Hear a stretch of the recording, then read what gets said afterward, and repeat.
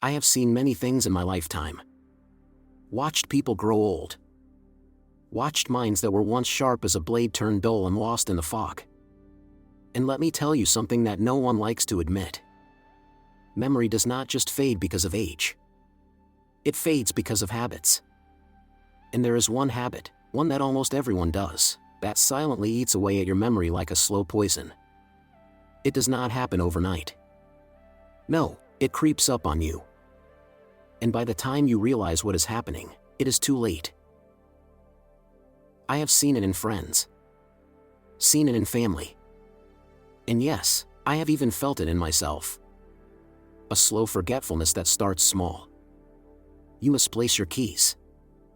You forget why you walked into a room. You struggle to remember the name of an old friend. At first, you laugh it off. You tell yourself it is normal. That everyone forgets things. But then it gets worse. The stories you used to tell so well start to slip away. The faces of loved ones do not come to mind as quickly. You start to repeat yourself without realizing it. And then one day, you wake up and struggle to remember what you had for dinner the night before. I will tell you the truth. This did not happen to me because of bad luck. It happened because of years and years of doing something I thought was harmless. Something that almost everyone does. Sitting too much. That is right. Sitting. Sitting for hours on end. Sitting without moving. Without getting up. Without making your body work the way it was meant to. People do not like to hear this. They think memory loss is all in the brain.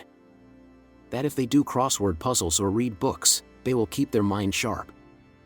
But that is not the whole story. The brain and the body are connected. More than you realize. When you sit too much, blood flow slows down. And when blood flow slows down, the brain does not get what it needs. It does not get enough oxygen. It does not get enough nutrients. It starts to shrink. That is right. Shrink. Scientists have proven it. The part of the brain that controls memory actually gets smaller when you sit too much. I did not believe it at first either.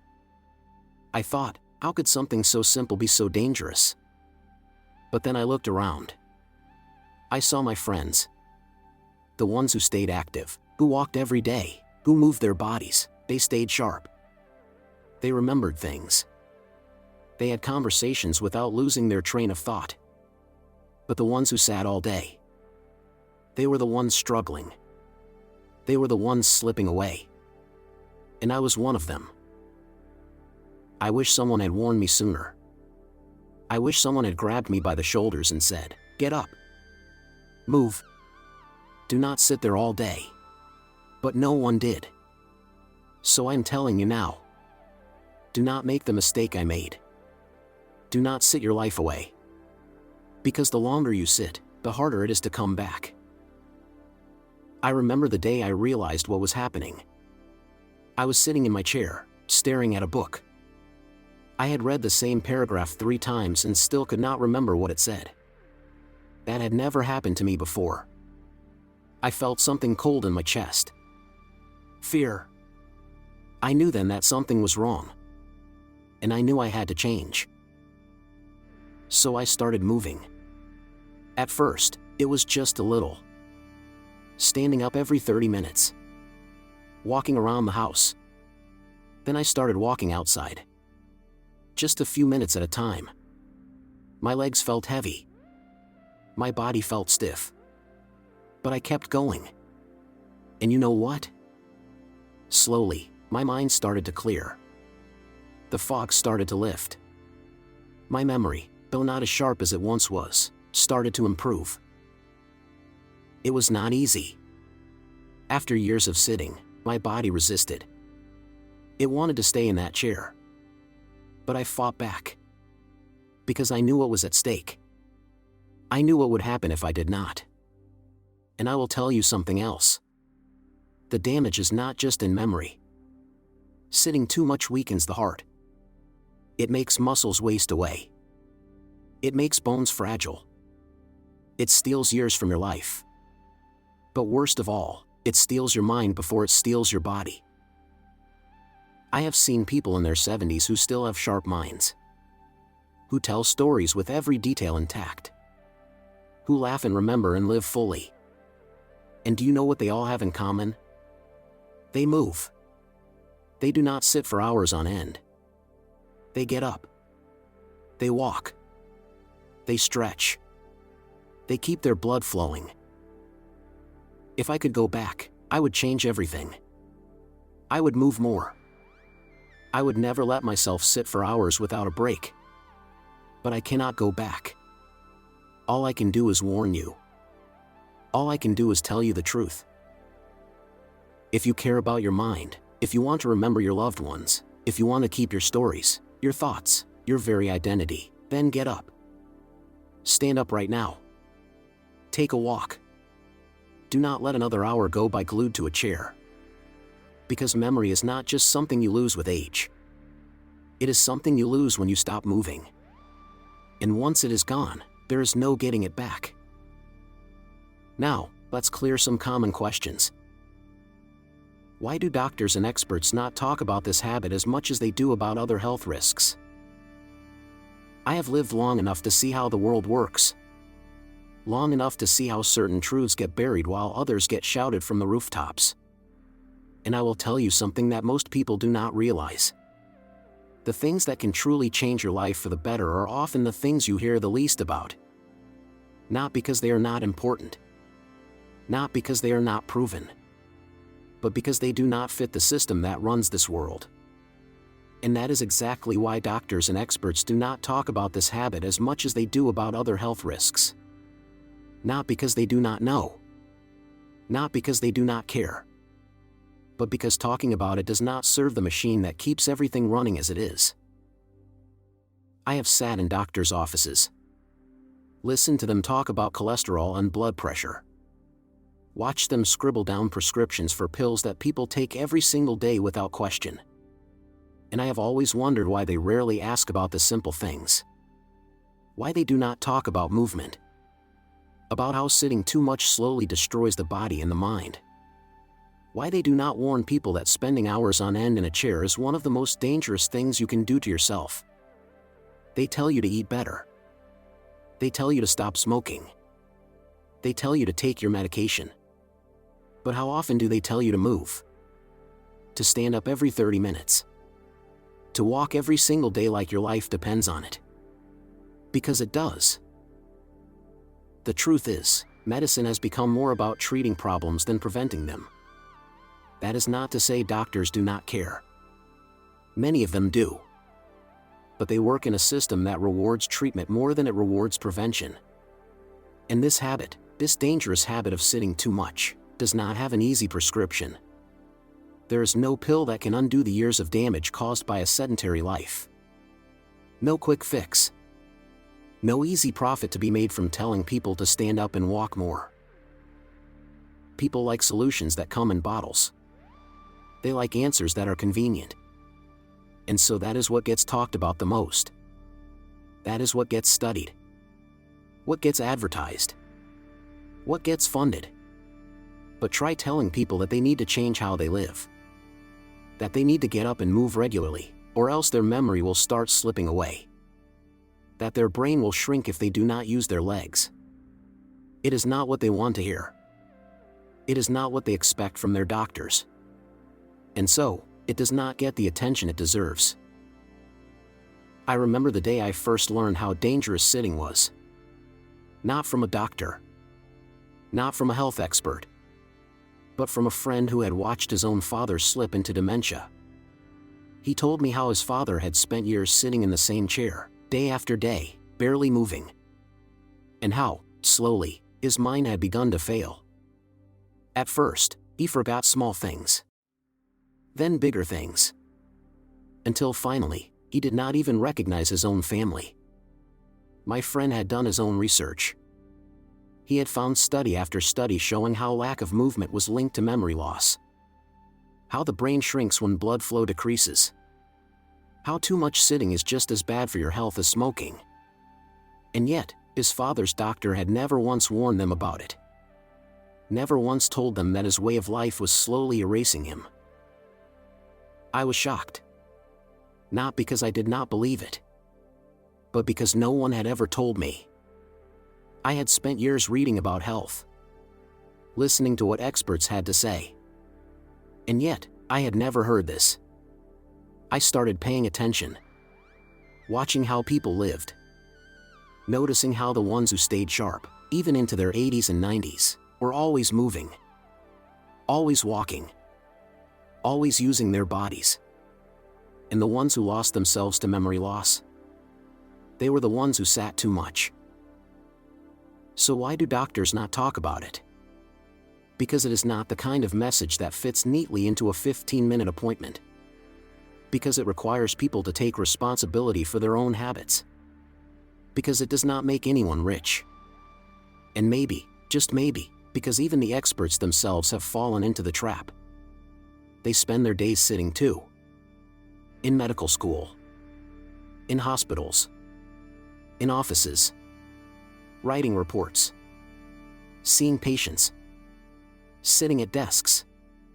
And when something is part of your own daily life, it is easy to overlook just how damaging it really is. I do not blame doctors. Most of them are good people. But the system they work in does not make it easy for them to focus on prevention. It does not encourage them to dig deep into habits that do not require medication to fix. And so, the warnings about sitting too much get lost. They get buried under all the talk about cholesterol, blood sugar, and medications. But I will tell you this. You do not need a doctor to tell you what you can already see with your own eyes. Look around. Pay attention. The people who move stay sharp. The people who sit too much start to fade. Their bodies weaken. Their minds slow down. The connection is right there, clear as day. But it is up to you to act on it. If I could go back in time, I would have started moving more decades ago. I would have stood up more. Walked more. Refused to sit for hours on end. But I cannot change the past. All I can do is warn you. All I can do is tell you what I have seen with my own eyes. Do not wait for your doctor to tell you to move. Do not wait for an expert to confirm what you can already feel in your own body. Stand up now. Take a walk. Make it a habit. Because if you do not, you may wake up one day and realize that your mind is not as sharp as it once was. And by then, it may be too late. Are there any cultural or societal norms that make this habit more widespread and difficult to break? Ah, my friend. You ask a question that carries the weight of ages. A question that digs into the very marrow of human existence.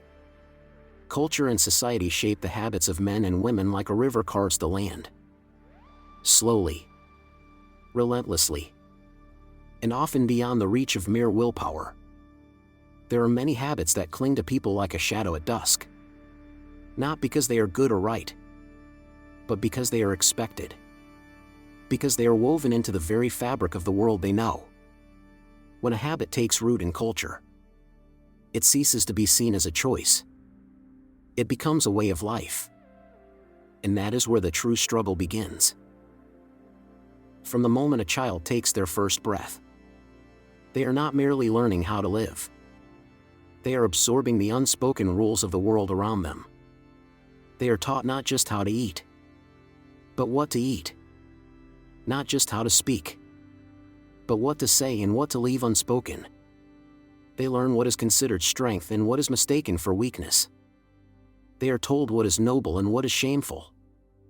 By the time they are old enough to question these things, the answers have already settled deep in their bones. A man does not easily break free from what he does not even recognize as a chain. Take the habit of indulgence. Whether in food, in drink, or in leisure. In some cultures, excess is not just permitted. It is celebrated. A feast is not merely a meal. It is a display of status. A declaration that one has enough to waste. A drink is not just a pleasure. It is a rite of passage, a bond between friends, a mark of manhood. To refuse is to insult. To abstain is to alienate oneself. The habit is no longer just a personal failing. It is a communal expectation.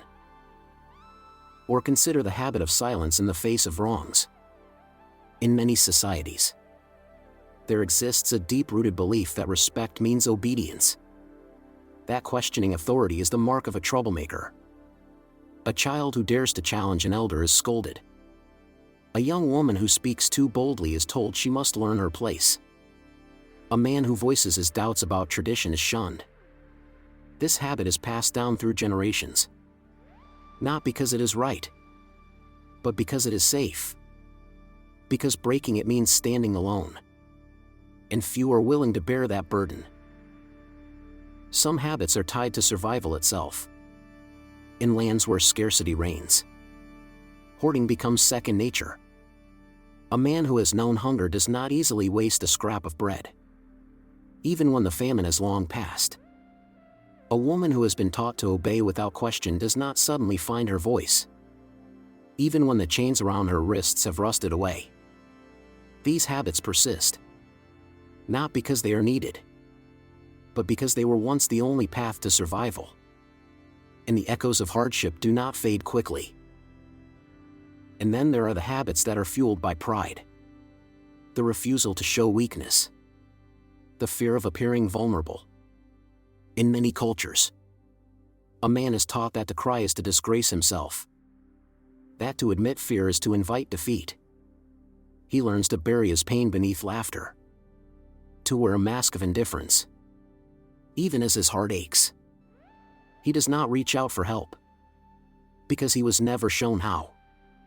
Because he was told that real strength is enduring alone. He passes this lesson to his sons. And they to theirs. And so the cycle continues. Not because it is wise, but because it is expected. Technology and modernity do not break these chains. If anything, they forge new ones. The habit of comparison, of measuring one's worth against the illusions displayed on a screen, has grown into an affliction of its own. A person does not merely live their life. They curate it. They mold it into a performance. They seek validation in numbers, in approval from strangers. The habit of constant distraction has taken root so deeply that silence feels unnatural. That stillness feels unbearable. That a man cannot sit alone with his thoughts without reaching for something to fill the void. There are those who believe that knowledge alone is enough to break these habits. That if a man understands his chains, he will cast them off. But this is not so. Knowledge is a lantern in the dark, but it does not move the feet. A man must not only see the path, he must choose to walk it. And that choice, that choice is where the true battle lies. For to break free from a habit that society embraces, one must be willing to stand against the tide, to endure ridicule, to risk exile. And few possess that kind of courage. Yet, change is not impossible. There have always been those who dare to question, who dare to challenge. A man who refuses to drink despite the taunts of his peers. A woman who speaks her mind despite the threats of silence. A child who dares to ask why. They are the sparks that ignite the fire of change. But they do not always see the results of their defiance. Some battles are not won in a single lifetime. Some habits take generations to crumble. But every voice raised in defiance weakens the walls of tradition. So, my friend, if you seek to understand why some habits refuse to die, look not just at the individuals who hold them, but at the world that nurtures them. Look at the unspoken rules, the silent expectations, the fears that bind men and women to paths they did not choose. And if you find yourself trapped by such a habit, know this: you are not bound by fate, but by fear. And fear, no matter how deeply rooted, can be overcome. It may take time. It may take struggle. It may take standing alone. But if you have the will to fight, then you have the power to break free. What is the biggest mindset shift a person must make to ensure they never fall into this memory-destroying habit again? My friend. If you wish to escape the clutches of a habit that steals your memory, that erodes your mind like water wears away stone, then you must make a shift so great that it feels as if you are stepping into a new life altogether. For a habit that destroys memory does not merely affect the mind. It consumes the very essence of who you are. Your past. Your experiences. Your wisdom. It strips away the stories you have lived, until you are left with nothing but fragments. And so the greatest shift one must make is this: to see the mind not as an endless well, but as a sacred fire that must be tended with care, with vigilance, with reverence. Most people move through life without thought for their own minds. They assume memory is something that will always be there, always serving them, until the day they reach for a thought that once came easily, and find nothing but emptiness. They treat the mind as if it were a room that can be filled with endless clutter, with noise, with distraction, with mindless consumption. And they never stop to consider what happens when that room becomes so crowded that there is no space left for the things that truly matter. If you wish to break free from such a habit, you must come to see your mind as a temple, a place where only the worthy may enter, a space that must be kept clean, free of the filth that weakens thought, that clouds memory, that dulls the brilliance of a sharp mind. A man who values his mind does not feed it garbage. He does not drown it in endless distractions. He does not trade deep thought for fleeting amusement. For every moment spent in thoughtless indulgence is a moment stolen from true understanding. Every careless habit that weakens the mind is a thief, stealing not just memories, but wisdom, insight, the very foundation of a meaningful life. This is why the greatest shift must be in how one sees time itself. Most people treat time as if it were an endless supply, as if wasting a day here or a week there is of no consequence. They say to themselves that they will think deeply later, that they will be mindful tomorrow. But tomorrow comes, and the habit has already taken hold. The mind has already grown weaker, and soon, they no longer remember what it felt like to be fully present, to be sharp, to be in control of their own thoughts. You must come to see time as a currency more valuable than gold, more precious than any treasure. Every moment is an opportunity to strengthen the mind or to weaken it, to feed it knowledge or to starve it with triviality, to engage in deep thought or to let it rot in endless distraction. The shift must be absolute. A man who wishes to protect his memory must become ruthless in guarding what enters his mind. He must choose carefully what he reads, what he listens to, what he allows to shape his thinking. He must treat his mind as a warrior treats his weapon, sharpening it daily, honing his thoughts, refusing to let rust set in. But the greatest enemy of memory is not merely distraction. It is carelessness. A man who does not care for his body will find it failing him. And so too will a man who does not care for his mind.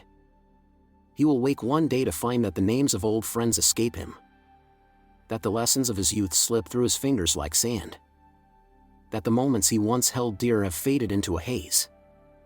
And then, he will understand what he has lost. But by then, the damage may already be done. To never fall into such a habit again, one must embrace discipline as a way of life, not as a burden, but as a gift. Discipline is the foundation upon which a powerful mind is built. It is the force that keeps a man from reaching for distractions when his thoughts grow restless, that keeps him reading when others are wasting their days, that drives him to challenge his own mind, to push it, to strengthen it, to guard it against weakness. A disciplined mind does not fear forgetfulness, for it has been trained to hold on to knowledge, to organize thought, to resist the decay that so easily sets in when one is careless. And yet, the greatest shift is not merely in discipline, but in purpose. A man who has no purpose will always fall into bad habits. He will always seek escape. For without purpose, the mind grows restless. It seeks amusement. It craves anything to fill the void. But a man who has purpose, a reason to keep his mind sharp, a mission that drives him, he will not so easily fall into the traps that steal his memory. He will protect his thoughts, for he knows they are the very tools with which he builds his life. There is no secret to avoiding a memory-destroying habit. No trick. No shortcut. There is only a shift so profound that it changes the very way a man sees himself. He must no longer see himself as someone merely drifting through life, but as a guardian of his own mind, a protector of his own thoughts, a craftsman shaping the tool that is his intellect. And he must wake each day with the understanding that every choice he makes either strengthens or weakens that tool. So, if you truly wish to break free, then let today be the day you see your mind for what it is. Not an endless vessel that can be filled without consequence. Not an unbreakable machine that will function no matter how poorly it is treated. But a living thing. A fire that must be fed with care, with wisdom, with intention. Guard it well, and it will serve you for a lifetime. Let it decay, and you will find yourself a stranger in your own life. A man who looks back and sees nothing but emptiness where memories once stood. The choice is yours. But make it now, for the mind does not wait. And time. Time is always moving, whether you are ready or not. If you liked today's discussion, don't forget to like the video, and if you haven't subscribed to the channel yet, hit the subscribe button and the bell icon to stay updated with every video we release. And yes, don't forget to share your experiences and thoughts in the comments. Every comment is special to us. Your feedback helps us improve further. We'll continue to meet you in every new video on this channel, so until next time, take care.